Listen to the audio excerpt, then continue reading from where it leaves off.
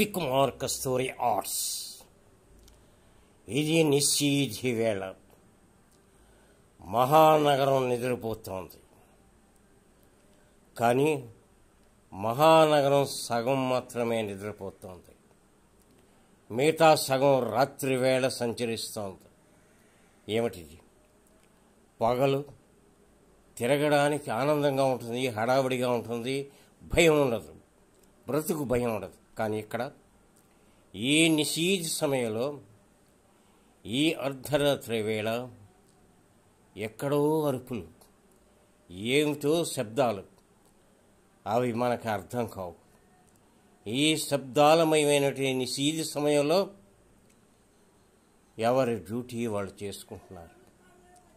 భగవంతుడు ఏర్పరిచిన రాత్రి పగలు, రాత్రి పగల్లో కూడా పనులు జరుగుతూ ఉంటాయి.